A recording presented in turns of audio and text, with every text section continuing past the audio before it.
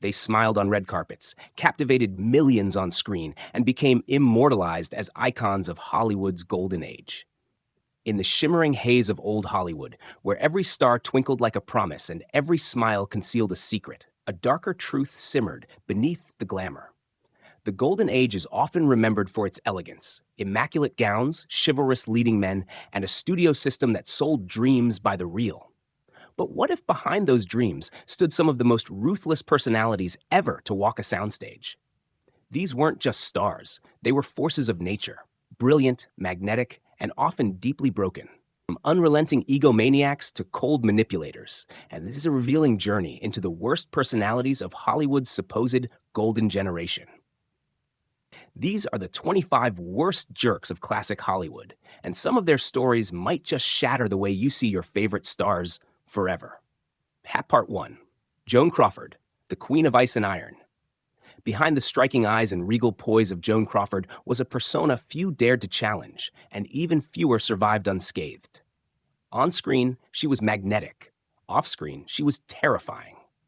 Known among crews as the General, Crawford ran her sets like military operations, demanding absolute obedience and sabotaging any co-star who threatened her spotlight. Those who didn't flatter her found themselves demoted, recast, or mysteriously blackballed. But the most damning allegations didn't come from co-stars. They came from her own adopted daughter, Christina Crawford. In the explosive memoir, Mommy Dearest, Christina painted Joan as an abusive, obsessive perfectionist who allegedly beat her children, cut their hair out of spite, and starved them for misbehavior. While some in Hollywood dismissed the book as revenge fiction, others who had worked with Joan found its tone disturbingly familiar. Crawford's ironclad image management made her an untouchable icon in public. But in private, even her closest associates whispered about her cruelty, her obsession with control, and her ability to charm the press while terrorizing those closest to her. She wasn't just a demanding star. She was a woman who built an empire on fear, manipulation, and the ruins of anyone who got in her way. Bing Crosby, the voice that could chill a room. He crooned America through the Great Depression and became a beloved Christmas tradition. But behind the mellow baritone and easy smile, Bing Crosby was a father many would call monstrous.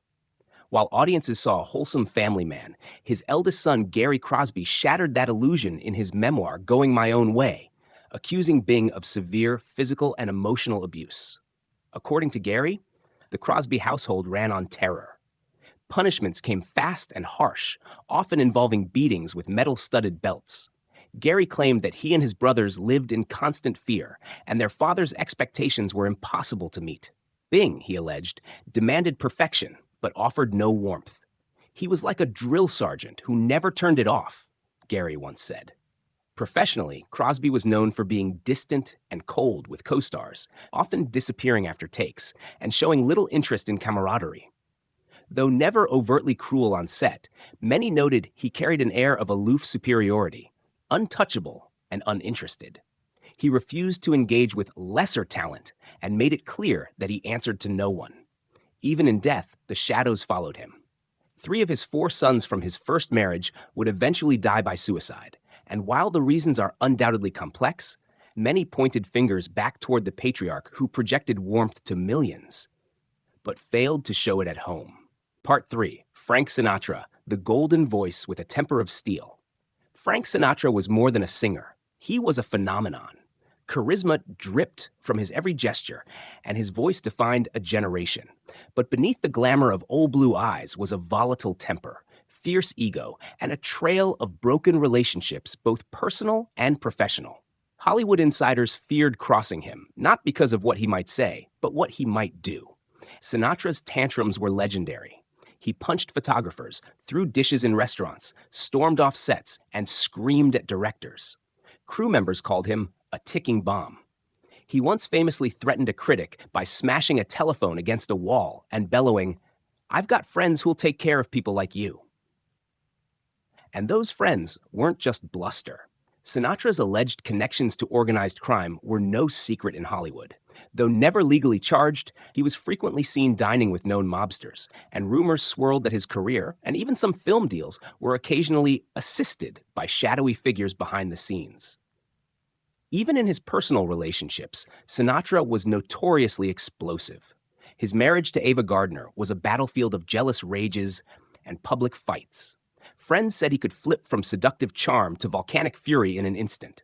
He wielded power like a weapon, one backed by fame, money, and fear. In the Golden Age, no one wanted to be on Frank's bad side. Not even the studios, not even the mob. Part 4. Bette Davis, brilliant, ruthless, and unapologetically cruel. Bette Davis was a cinematic force, fierce, fearless, and undeniably talented. But working with her was, by many accounts, a war of attrition. She famously declared, "Until you're known in my profession as a monster, you are not a star." And she lived by that motto.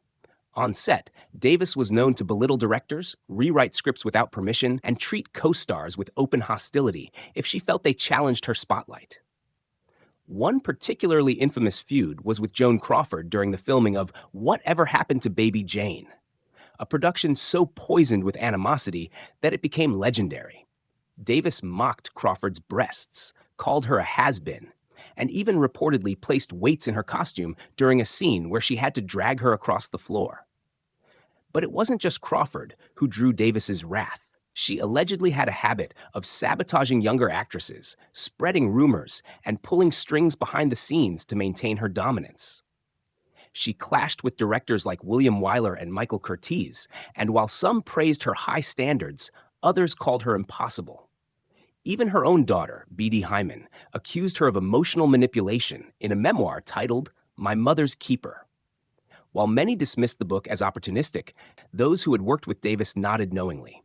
She wasn't just headstrong, she was a Hollywood hurricane that no one dared confront. Davis didn't care about being liked. She cared about being feared. And above all, remembered.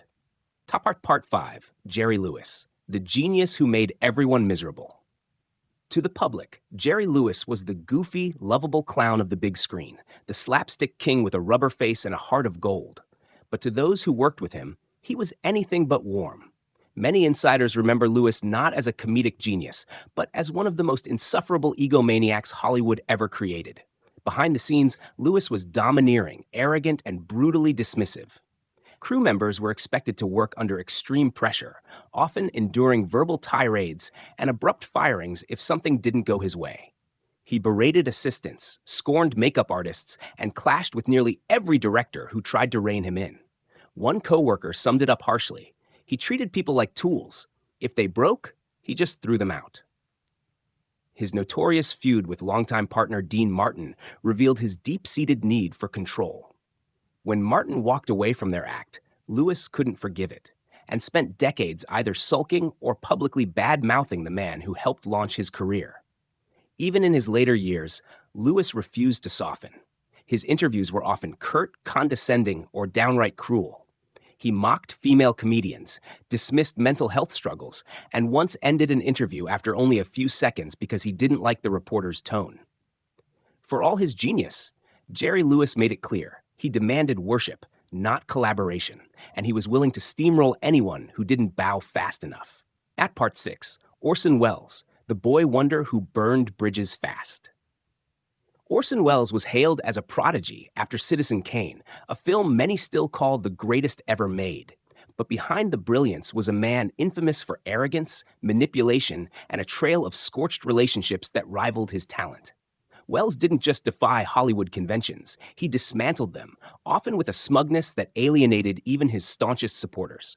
He was notoriously difficult on set, rewriting scripts at the last minute, refusing to follow studio instructions, and clashing violently with producers. Directors and actors alike dreaded working under his iron-fisted control. For Welles, compromise was a sign of weakness, and collaboration often ended in chaos. His ego knew no bounds.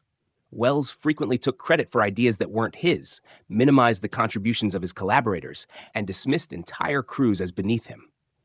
Editor Robert Wise once said, Orson wanted complete control, but had no patience to earn trust. That impatience, and a refusal to play the Hollywood game, got him blacklisted from major projects, despite his obvious brilliance. Even his personal life was littered with betrayal. Friends and lovers accused him of deceit, narcissism, and emotional manipulation. He made enemies as quickly as he made headlines, and by the 1960s, the boy wonder had become a cautionary tale of self-sabotage.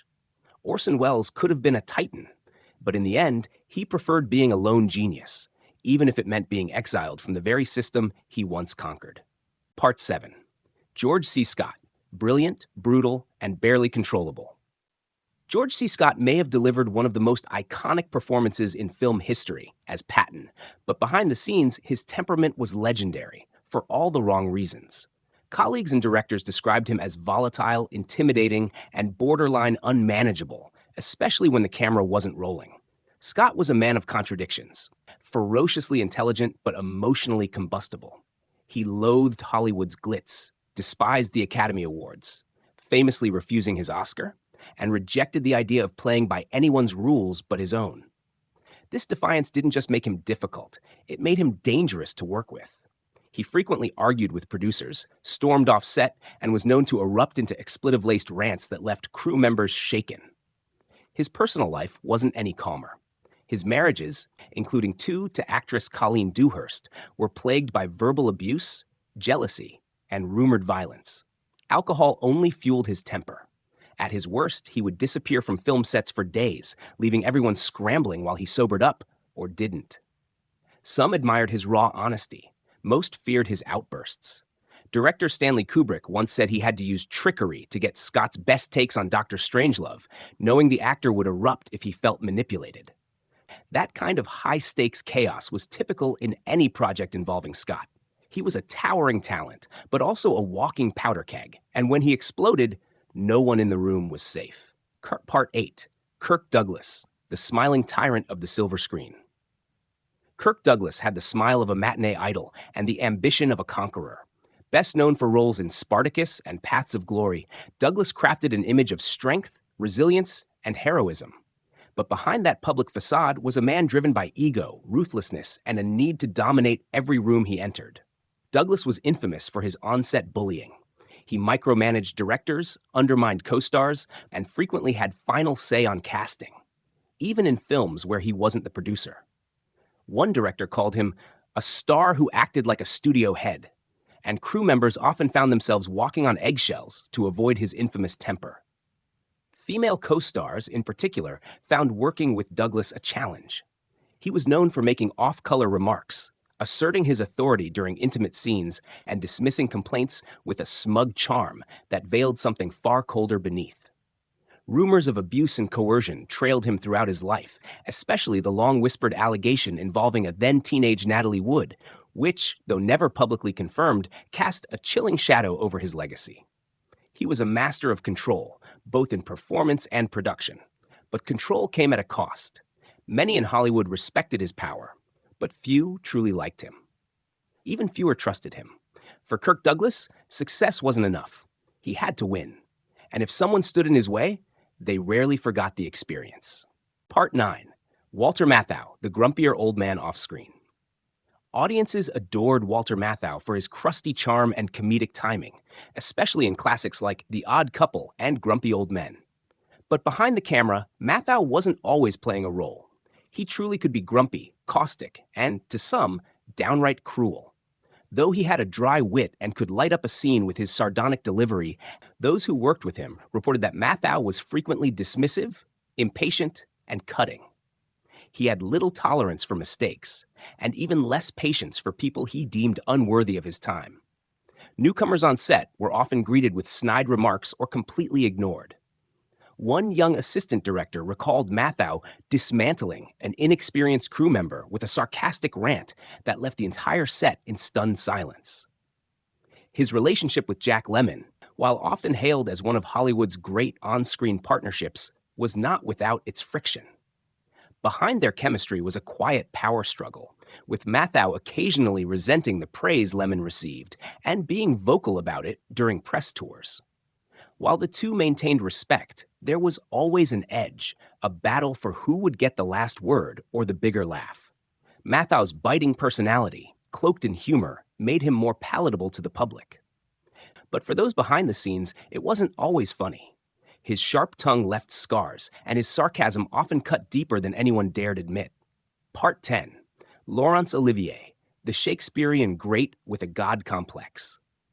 Sir Laurence Olivier is often remembered as one of the greatest actors in cinematic history, a master of Shakespeare, a titan of the stage, and a man knighted for his contributions to the arts.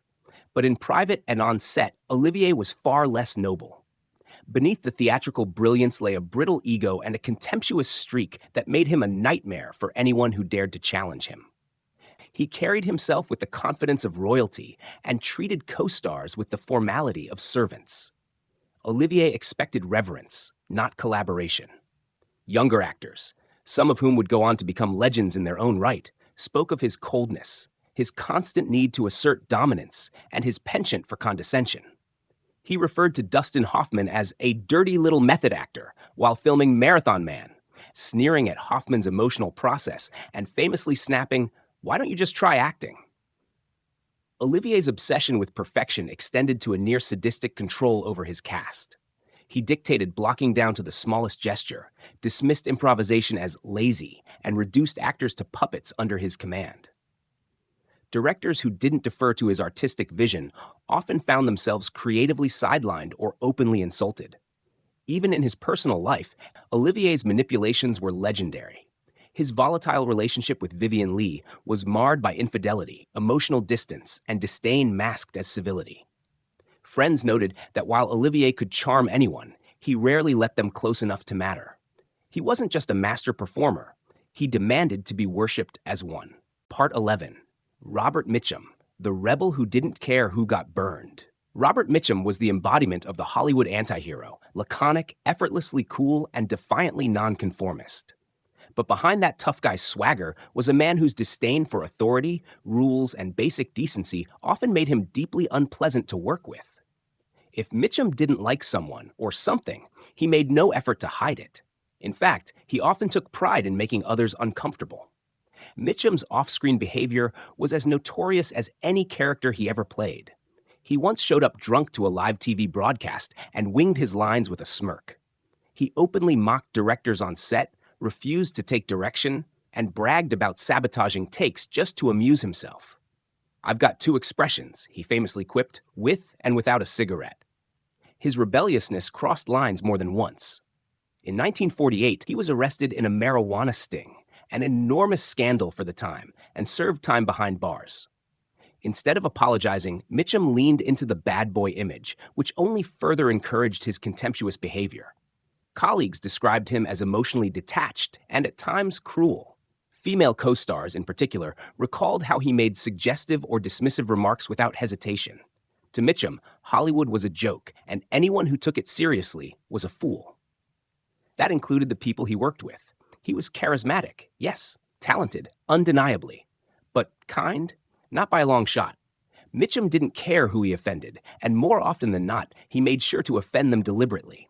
Part 12. Joan Fontaine, the Ice Queen of classic Hollywood. Joan Fontaine, the Oscar-winning star of Suspicion and Rebecca, exuded elegance and fragility on screen, but behind the scenes, she was anything but delicate. Cold, cutting, and famously aloof, Fontaine built a reputation not just as a talented actress, but as one of the most difficult personalities in Golden Age Hollywood. Her lifelong feud with her sister, actress Olivia de Havilland, is one of the most bitter sibling rivalries in entertainment history. The two not only competed for roles, they barely spoke for decades. Fontaine once remarked, "I married first, won the Oscar before Olivia did, and if I die first, she'll undoubtedly be livid because I beat her to it." That line wasn't humor, it was pure venom. Their enmity was so legendary that it even overshadowed their careers at times. But Fontaine's cold streak didn't stop with family. She alienated co-stars, refused press interviews she deemed beneath her, and was quick to label others as incompetent. Directors found her icy and resistant to feedback. Several actors privately said she looked down on everyone except Alfred Hitchcock, whom she respected, perhaps because he shared her fondness for control. While she cultivated an image of quiet intensity, many saw her as an unrelenting elitist, someone who wielded status like a weapon and treated collaboration as a threat. Joan Fontaine may have mastered vulnerability on screen, but in real life, she made sure no one ever got close enough to see it. Part 13. Lee Marvin, the violent star with a mean streak. Lee Marvin was the face of brute masculinity in mid-century cinema, a hard-edged actor who brought intensity and danger to every role. But Marvin didn't leave that toughness on the screen.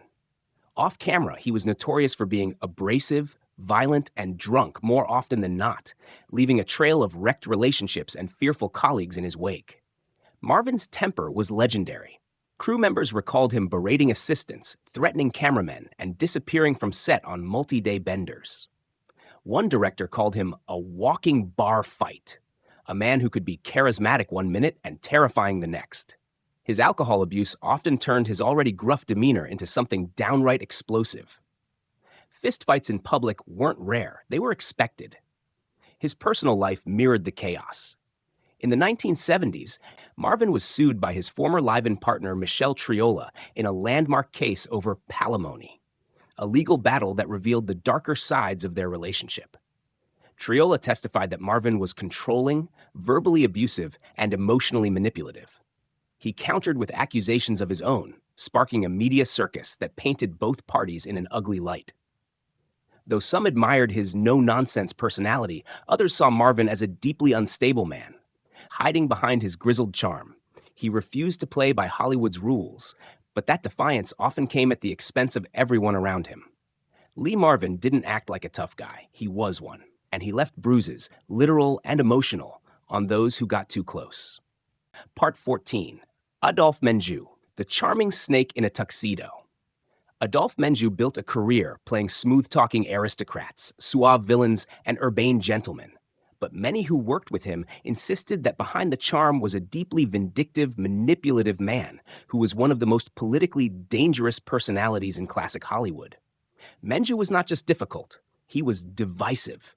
A staunch anti-communist, he became one of the most vocal figures during the 1950s Hollywood blacklist era. As a prominent member of the Motion Picture Alliance for the Preservation of American Ideals, Menjou openly named names before the House Un-American Activities Committee, HUAC, accusing fellow actors and writers of having communist sympathies. This led to the ruin of many careers, including some who had done nothing more than attend a left-leaning event in the 1930s. On set, he was meticulous to the point of obsession, insisting on wardrobe changes, line rewrites, and demanding that co-stars defer to him. Younger actors were warned to stay out of his way unless they wanted to be humiliated publicly. Directors called him a saboteur in a silk cravat, as he had a tendency to stall productions with complaints or veiled threats when things didn't go his way. Worse still, his political crusades created a climate of fear on many sets. People whispered that he kept informant files and had direct lines to Washington. Menjou didn't need to shout or punch to cause harm. His weapon was influence, and he used it ruthlessly. Part 15. Betty Hutton, the blonde bombshell with a bad attitude. Betty Hutton was once the queen of screwball comedy and musical mayhem, an electrifying performer with boundless energy and a voice that could shake the rafters. But behind the effervescent persona was a woman with a volatile temper, crippling insecurity, and a talent for alienating nearly everyone around her. Directors and co-stars found Hutton exhausting. On set, she was known to throw tantrums, demand rewrites, and erupt into emotional outbursts if things weren't going her way.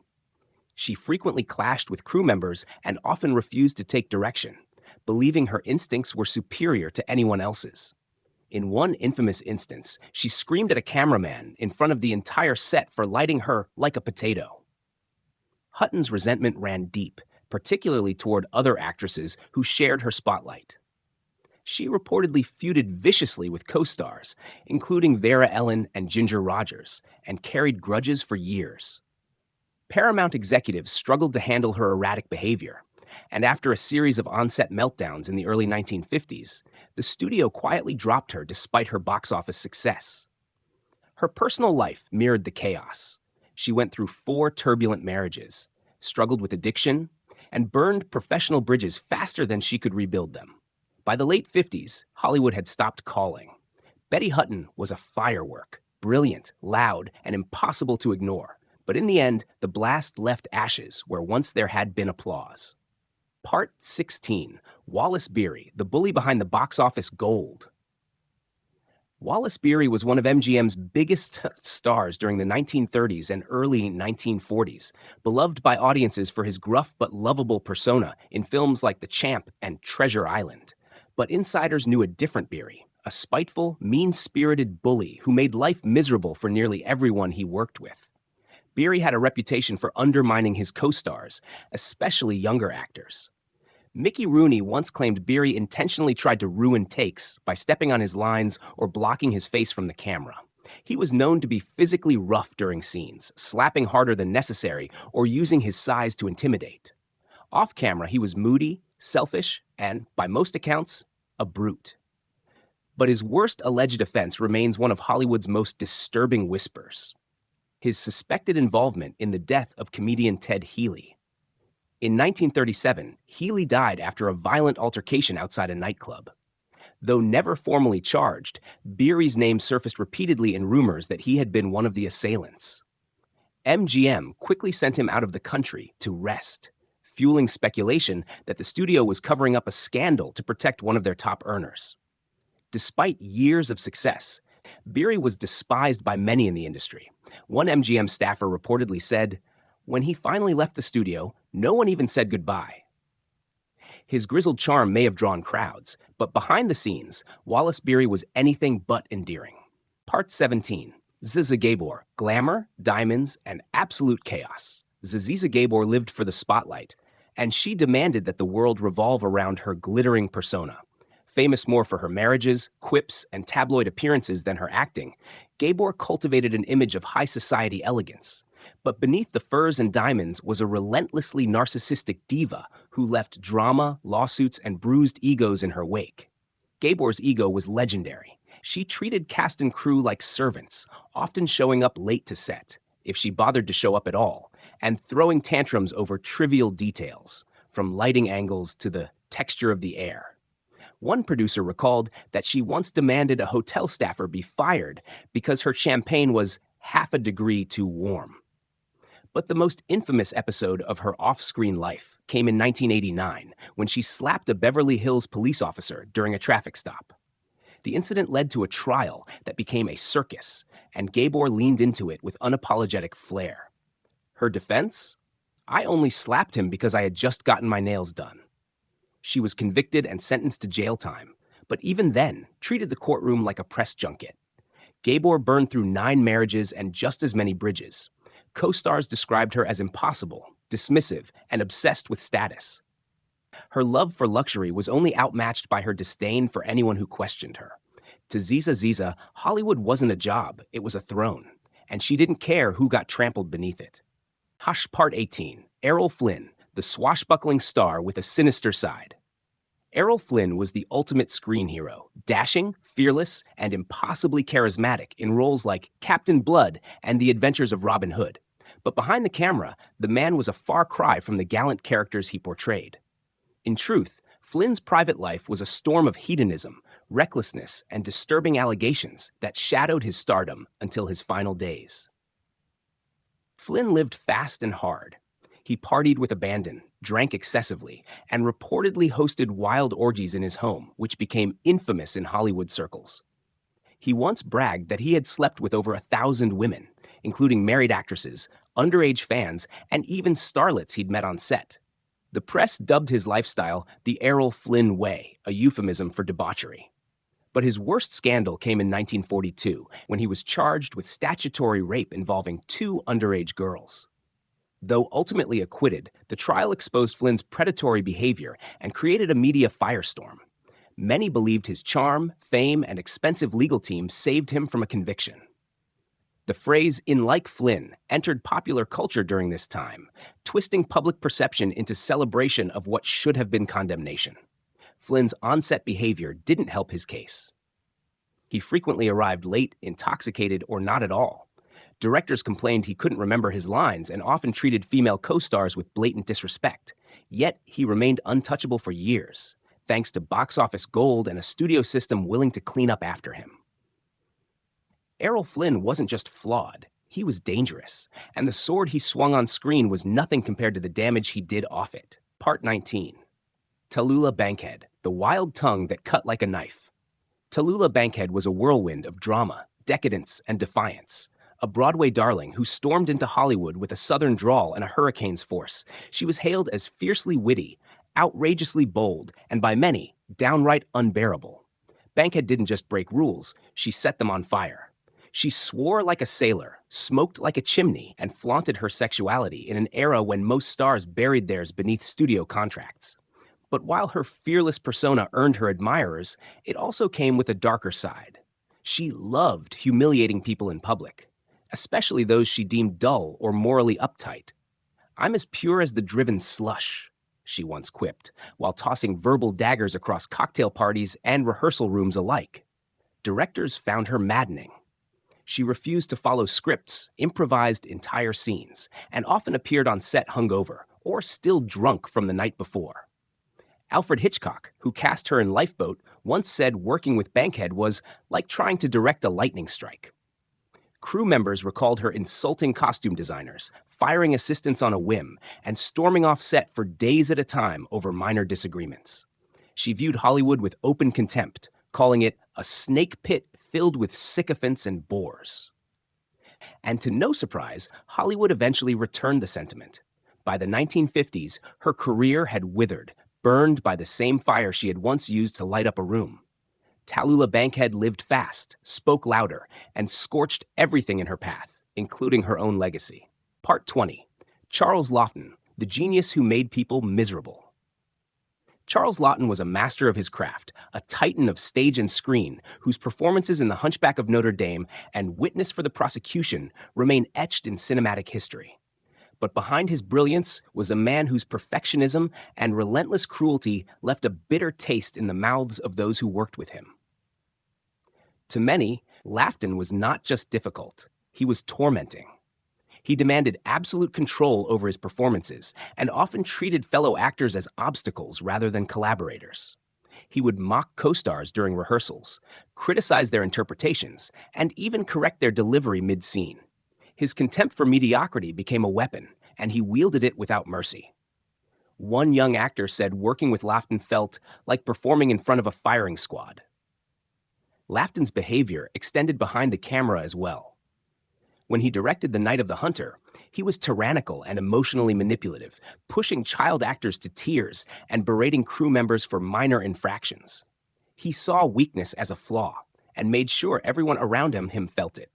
His insecurities often fueled his rage.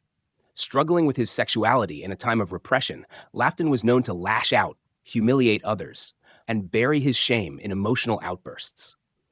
Even his wife, actress Elsa Lanchester, admitted in her memoirs that he was a difficult, tortured man whose genius was both a gift and a curse. Charles Laughton was revered, but rarely loved, and the scars he left behind were often just as deep as the performances he gave. Part 21. Gloria Swanson, the silent queen with a screaming ego. Gloria Swanson's larger-than-life portrayal of Norma Desmond in Sunset Boulevard was hauntingly accurate because many believed she wasn't acting. Swanson, once the reigning queen of silent cinema, was infamous for her monstrous ego, suffocating need for attention, and imperious treatment of everyone around her. In the 1920s, she was Paramount's golden girl, draped in furs, diamonds, and scandal. But even at her peak, Swanson was a tyrant on set. She demanded custom lighting, refused to rehearse unless everyone else was already in position, and expected reverential silence when she entered the studio. Co-stars described her as icy and unapproachable, while crew members privately called her the Empress. Swanson's relationships were equally toxic. She had a string of high-profile affairs and marriages, most ending in bitterness. One scandal involved her affair with Joseph Kennedy. Yes, the father of future President John F. Kennedy, who financed one of her films that bombed spectacularly. She blamed everyone but herself. When her career began to decline with the rise of talkies, Swanson refused to adapt. She clung to her image like a lifeline, even demanding audiences address her as Miss Swanson in public appearances. Her comeback in Sunset Boulevard revived her fame, but insiders noted she seemed unaware that the film was a satire of herself. Gloria Swanson didn't just believe she was a star, she believed she was Hollywood itself. And if you didn't agree, you were dismissed, ignored, or crushed beneath her jeweled heel. Part 22. Raymond Burr, the control freak behind Perry Mason. Raymond Burr built a reputation as television's most righteous man in Perry Mason, followed by the stern yet lovable detective in Ironside. But off-screen, Burr's behavior was anything but just. He was manipulative, controlling, and crafted one of the most elaborate false public personas in Hollywood history. Burr's need for control extended far beyond the script. On set, he micromanaged scenes, rewrote dialogue, and challenged directors in front of the crew. Co-stars who disagreed with his vision were sidelined, replaced, or written out entirely. One producer remarked, "You didn't work with Raymond Burr, you worked around him." But Burr's real manipulation came in how he managed his image. He fabricated an entire tragic backstory to elicit sympathy from the press and fans. He claimed he had been married to a Scottish actress who died of cancer, a woman who never existed. He also said he had a son who died of leukemia, another complete fabrication. These lies remained part of his public biography for decades, only unraveling after his death. Many now believe Burr spun these stories to hide his homosexuality at a time when it could have destroyed his career. While that context elicits empathy, it doesn't erase the way he used grief as a shield and manipulated those who trusted him. Colleagues described Burr as moody, intense, and intimidating. His screen presence was undeniable, but so was the chill he cast behind the scenes. Part 23. Shelley Winters, the storm no one could calm. Shelley Winters was a powerhouse, bold, loud, and utterly unforgettable. With 2 Oscars to her name and a reputation for fearless roles, she shattered expectations of what a leading lady could be. But with that strength came a fiery temper, a refusal to compromise, and a reputation as one of the most combative actresses of her generation. Winters didn't just speak her mind. She steamrolled others with it. She interrupted directors, insulted co-stars, and had no problem throwing objects during heated arguments. She was known to explode on set, sometimes over small issues like wardrobe changes or line readings. One producer described her as an earthquake in a trench coat. She fought with nearly every director she worked with, from George Stevens to Stanley Kramer. Her emotional volatility made rehearsals unpredictable, and some actors refused to work with her more than once. Even her friends admitted she was exhausting, brilliant, but impossible to manage. In interviews, she could be brutal. She openly criticized other actresses, mocked studio executives, and once dumped a glass of ice water over the head of a talk show host who asked an insensitive question. Her memoirs were filled with barbed comments about lovers, rivals, and the entire Hollywood system. Yet Winters never apologized. She saw herself as a woman fighting for respect in a system that wanted her quiet and compliant. And she fought with every ounce of her voice, even if she burned bridges with every step. Part 24. James Cagney, the gentleman gangster with a brutal side. James Cagney was the original tough guy, the cocky, fast-talking gangster who defined a genre in classics like Public Enemy and White Heat. Off-screen, he projected an image of dignity and quiet class. But those who worked with him knew another side, a hyper-controlling, cold, and ruthless professional who would cut you off the moment you became inconvenient. Cagney demanded total precision on set. He memorized every cue, every camera angle, and expected others to keep up. If you missed a mark or fumbled a line, you'd receive no second chance.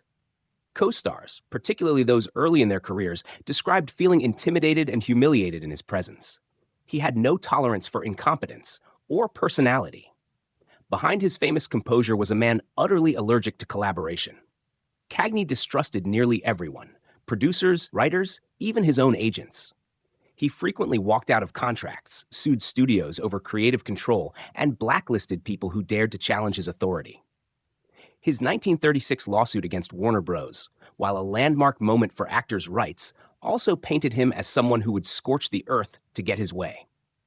Though not openly cruel, Cagney was emotionally distant and often dismissive. He believed in hard work and discipline, but not in empathy. His sets were silent, efficient, and cold.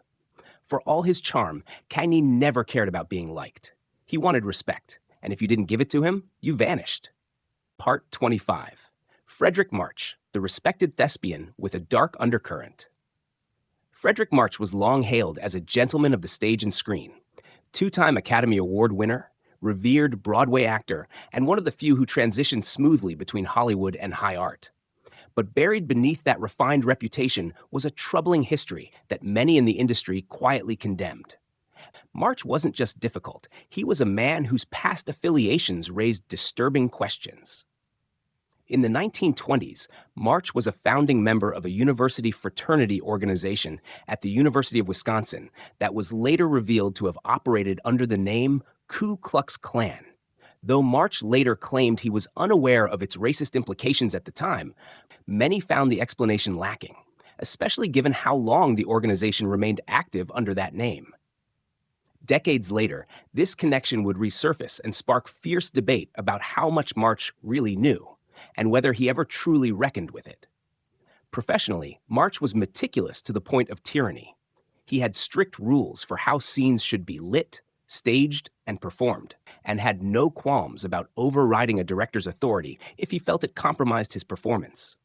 He was known to freeze out co-stars who didn't meet his intellectual standards, and would occasionally force casting changes if he disliked a colleague's working style. To younger actors, March was cold and intimidating. To women on set, he was distant and often dismissive. His intellect was razor sharp, but so was his disdain. Frederick March may have worn the mask of the refined artist, but many who worked beneath him walked away with stories far less noble than the legacy he left behind.